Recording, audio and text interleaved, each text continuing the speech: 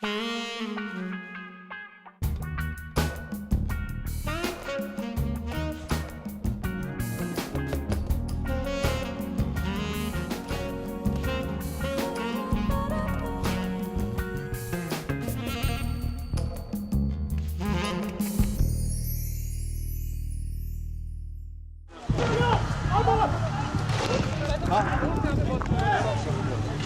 2011. It was already months since farmers had begun protesting the 6,000 acres of land acquired to develop urban infrastructure of the future. But then one day, the villagers clashed with the police and lives were lost, and parts of Bhatta Parsal went up in flames. The UP government ordered a clampdown and cut Bhatta Parsal off the map.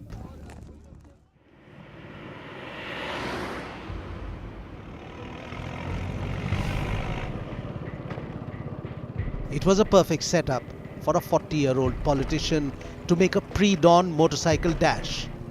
Riding pillion, he managed to evade the police cordon that the Mayawati government had thrown around Bhatta Parsal.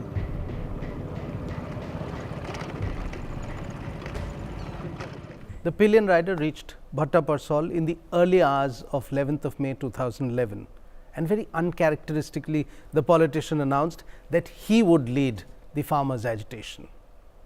The Mayawati government scrambled to contain the situation, but the media had got scent of a story. And throughout the day, they ran rolling bulletins on this young, charismatic leader. Suddenly, everybody sat up and took notice. But it has been 6 years, and many elections have passed. And Rahul Gandhi, our person of interest this week, still seems to be riding pillion.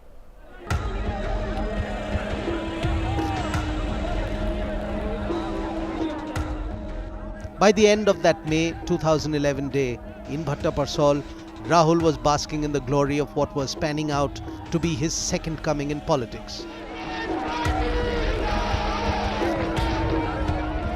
He had been arrested and then released by the UP police. A throng of farmers and supporters surrounded the station, and the Scion looked to be in his element in the midst of this thick action.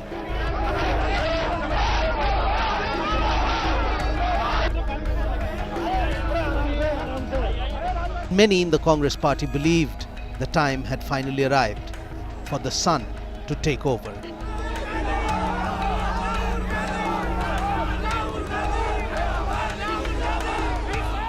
But the accession didn't take place. Instead, what followed was the downward slide that took Congress to the lowest point of its political history.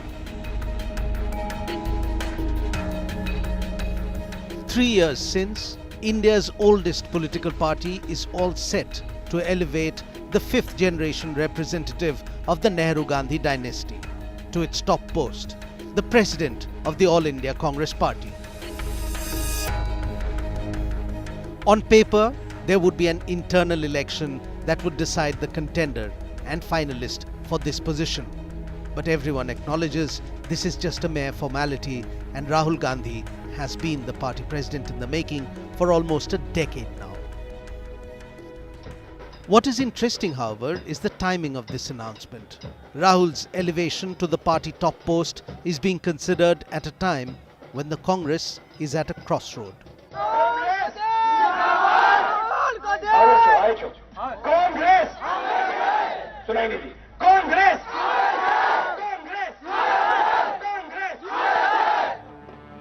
Will Gujarat resurrect the party and Rahul, or will it plunge both down an illimitable depth? Politics today, particularly at the highest level, is a 24/7 job. There's no room for part-time devotion to the cause, and you can't hope to take on a formidable opponent like Narendra Modi if you are going to be effectively a part-time politician, which is what he's been. He's had bursts of energy and been effective during those bursts. There's no denying that. But you can't have bursts of energy and then retreat behind a screen and become invisible and hope to make your impact.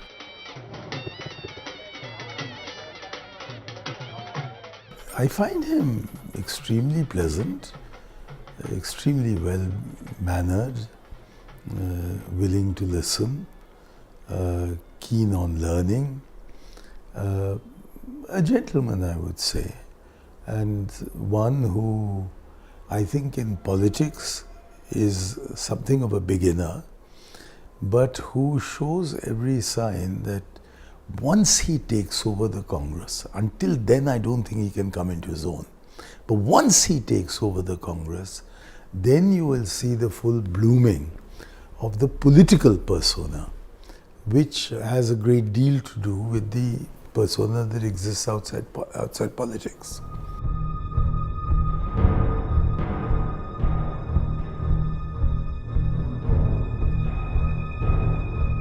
Indications of Rahul's elevation to the top post has been part of the Congress narrative for over 8 years now. Many believed 2009's UPA 2 would have been the perfect launchpad for Rahul to start off as a cabinet minister. But he didn't take up the offer. Over the years, Rahul's imminent ascent became the subject of much debate within the party and outside. The expectation of the Congress party itself, which is really quite dysfunctional, because even though you have lots of capable or potentially capable leaders, the perception within the party is that if a non-Gandhi were to lead or were to try to lead, or perhaps a non-Gandhi without the formal benediction of Sonia Gandhi or Rahul Gandhi were to lead, then the party wouldn't cohere, it would split. You know, Rahul Gandhi has spoken about the fact that you have the domination of, he's spoken about the domination of dynasties, which is ironic because he is himself a dynast, but you know, to give him credit, at least he's recognized the corrosive effect that dynasticism has in politics, insofar as it forecloses the options for a lot of talented people within a party to want to aspire to high office. So that was the stated purpose behind having organizational elections in the Youth Congress. He wanted to break the stranglehold of, you know, established families at the regional level. I don't think he succeeded, and perhaps the fact that he has now settled into the role of a dynast, as it were, is an indication of perhaps his recognition that that's the nature of the Congress party. Rahul Gandhi, were he to say that we will have elections, but I don't want to be president, let us have a ballot, and may the best woman or man within the party win, and whoever wins will have my unstinted support. That formula of the dynast stepping back, but declaring his unstinted support to whoever the party chooses, would solve many problems. It would answer this public uncertainty about his own willingness to play this kind of role. It would remove this fear that a non-Gandhi would somehow lead to a split in the party, because he would say whoever wins has my backing.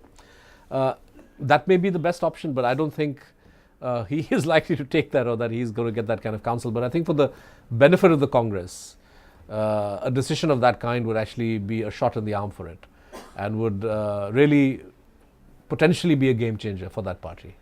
Every person has their own calling, and everybody decides what they want to do with the opportunity that they get. Everyone has different reasons to be doing the thing that they want to do. But like I said, I think he's far more driven with the attachment to the Congress party, and how with a long history, one also has a lot of challenges. From just another dynasty on the block, to the one who seemed he could do no right, to this current position, where even his interactions with university students and NRIs found immediate popularity. During his 2017 US tour, 47-year-old Rahul was able to do something he has seldom had the space to do in India. That is, project himself as a man with ideas. But he could only do it on a stage in Berkeley and Princeton, away from the cacophony of India's 24/7 news cycle.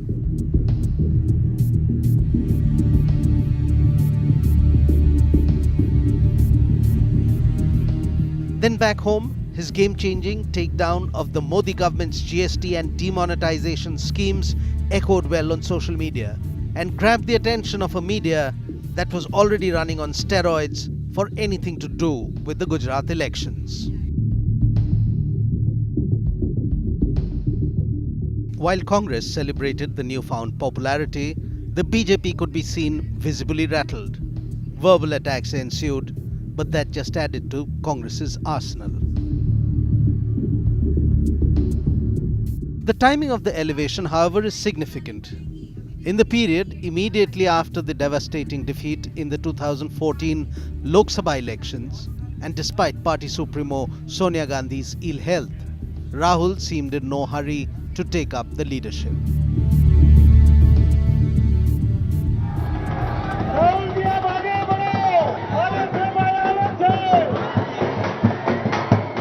The fact that he is taking on the responsibility now, so close to elections, in a state where the Congress hasn't won since 1985, is perhaps a signal that Rahul Gandhi is here for the long haul.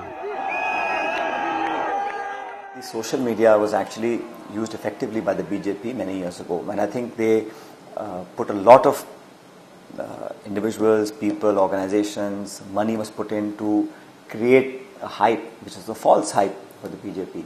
But now people have realized, and I think even the BJP realizes, that the social media as such is a two-way sword. It's coming back now. We in the Congress party are using this social media, or any media for that matter, to exhibit reality, to expose the falsehoods. And there is only a certain amount of time that you can sustain with making claims and giving jumlas and making promises. But a newly found sense of humor has also crept in to Rahul's interactions. A post featuring his dog took the social media by storm. Tweets are definitely clever and effective, and they're hurting the BJP. But, how many voters are on Twitter, and does it really matter? And I'm not even entering into the whole debate about the use of bots, which all political parties do to exaggerate a trend. But what works for the Congress, what's working for Rahul in Gujarat, is the fact that you have the Patidar ferment, you have the Dalits up in arms, you have farmers who are upset about the lack of remunerative prices, particularly groundnut farmers in Gujarat. You have a sense that neither Anandiben Patel nor Vijay Rupani have really delivered proper, purposeful governance. So, and then there's resentment over GST, resentment over demonetization. There are a whole bunch of factors that have made the Modi government at the center and the BJP government of the state look the weakest that it has been for the last 10 years. Today, for the first time, you're seeing signs of having some people doing it for him. You're hearing voices that are supporting him. You're hearing him do a certain bunch of things, and you're seeing him react in multiple languages. All of which, bravo. But the journey till this point has been fraught with many questions about his ability. Can Rahul do what his grandmother or father or even his mother achieved? Will he ever command the sheer raw power his grandmother exuded? The pan-India appeal that his father enjoyed? Or the canny political moves his mother deployed? I've been reading Jawaharlal Nehru's autobiography. He was a total layabout at Cambridge and Harrow. That was 7 years, 1905 to 1912. He returns to 1912, somewhat of a prig, as he himself describes it. And then for the next 7 years, does nothing. Rajiv had no interest in it at all. Then his brother's death brought him very reluctantly into politics, where he was expecting a 10-year or 12-year probation.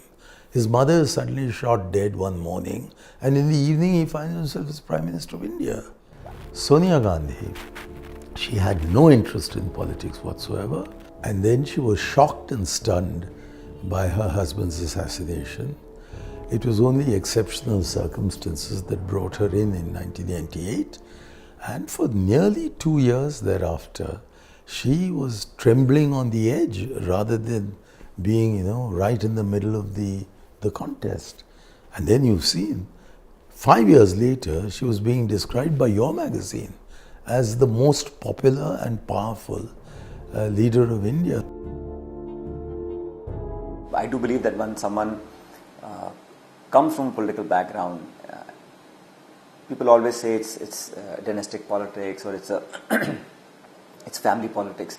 But every leader, for him or her to become a leader, must pass those challenges. They have, every era brings with it different set of difficulties and challenges, and everybody must overcome them. You must be able to, each individual has to win the hearts and minds of people to establish him or herself as a leader of the people or the party. And everyone has to do it independently, irrespective of whose son, grandson, niece, nephew you might be. Well, I wouldn't say I've seen him grow up. I certainly saw something of him when he travelled with Rajiv Gandhi during the period between, soon after his grandmother's death, which I think shook him very badly, and the elections of 1989. In the latter, he was actually on the campaign trail for most, or at any rate for many of the days. But during that 1989 election campaign, where his main memory of me is my sleeping endlessly in my car while his father was doing the campaign, he did ask me at one or two points, what does this audience mean? And what are the lessons one should gather from it?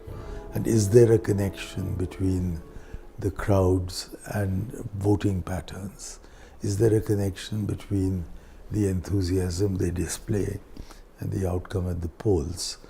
So they were searching questions, but of a young man taking an interest rather than of somebody who instinctively was a politician steeped in the profession.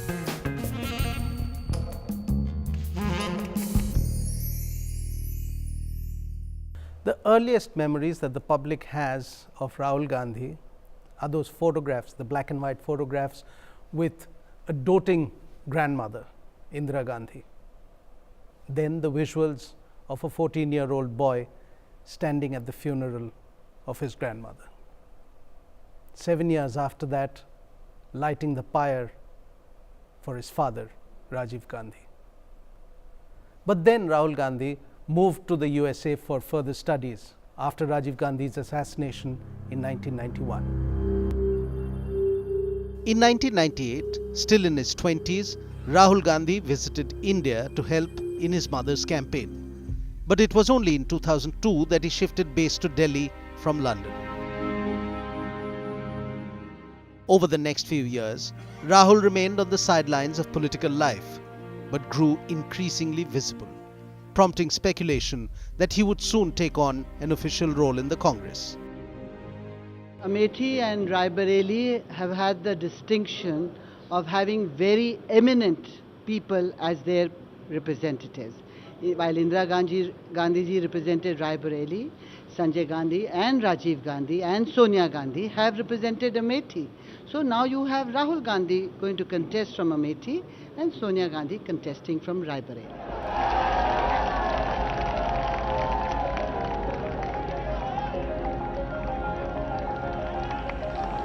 And thus began a new chapter in India's political history. It was not really unexpected, as all along people expected the Congress party to field either Rahul or his sister Priyanka in the Lok Sabha elections. And party president Sonia Gandhi nominated her son Rahul from Amethi, the constituency held by her late husband Rajiv Gandhi, and from where she too had won in 1999. This was a very closed family decision that it would be he who would enter the political arena. And he entered as somebody who wanted to learn the ropes, rather than somebody pretending that because he belonged to the family, he therefore knew all the ropes and immediately would start commanding the place. In 2004, Rahul Gandhi won the Amethi Lok Sabha seat with a margin of over 1 lakh votes. Then I found that he seemed to be very interested in rural development. but as an offshoot of that in Panchayati Raj. Subsequently, I've learned that when he was at Cambridge, his master was Amartya Sen. And Amartya Sen recently revealed to me that he had asked specifically to study development economics with a rural emphasis. So obviously a first orientation in politics is in the direction of rural development and his father's passion for local grassroots democracy. The scion of the Nehru-Gandhi dynasty could have slipped into his forefathers' shoes without learning the ropes or waiting his turn. But Rahul's demeanor has been that of a shy politician, reluctant to exercise the power that could have been his for the asking. He's a very rare politician who does not believe in living up to the expectations either of the party or living up to the expectations of what the wide majority of people expect of any politician. So there is a huge difference. And I think the expectations on himself have always been very harsh. He has the reason for having very high levels of probity. He has the reason for having very high levels of publicly demonstrable integrity, of high levels of democracy. He wants everything done democratically, visibly, cleanly, etc., etc., etc., which is a very high standard to set for yourself if you're a young politician with the advantage of birth on your side.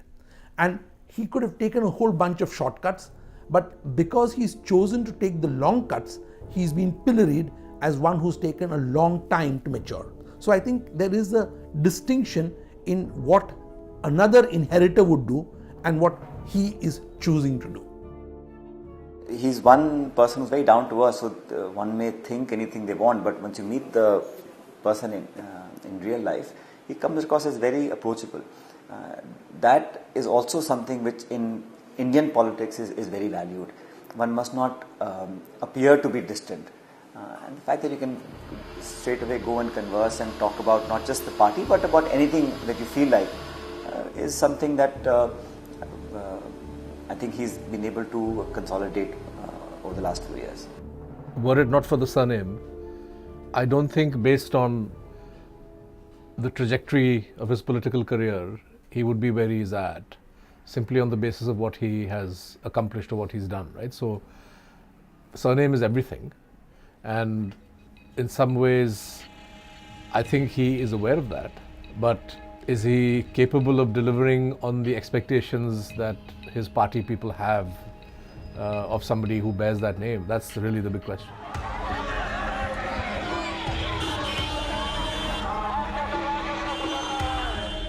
Rahul Gandhi was a prominent figure in the Congress campaign for the 2007 Uttar Pradesh Assembly elections. UPA was in power at the centre and Congress was trying hard to consolidate lost ground in many states, including Uttar Pradesh. The party was looking up to the Gandhi scion to deliver in a state where they had been out of power since 1989. Congress, however, managed to win only 22 assembly seats, 3 less than the 25 it got 5 years ago. In the same year, Rahul Gandhi was appointed General Secretary of the Congress in a reshuffle of the party secretariat. He was also given charge of the Youth Congress and the National Students' Union of India. He vowed to galvanize the youth in favor of Congress, but soon found that his style of functioning was in sharp contrast with the old guard serving his mother in the party. By the end of 2007, noises started erupting within the Congress about the lack of inspiration quotient in Rahul's leadership. It is far too early to judge Rahul Gandhi, the politician. The day he becomes president of the Congress is when the countdown begins. After he completed his studies, Rahul Gandhi worked as a management consultant in London. During those days, his identity was a closely guarded secret for security reasons. After the break, we'll talk about identity. Not personal identity, but identity of the politician, identity of brand Rahul.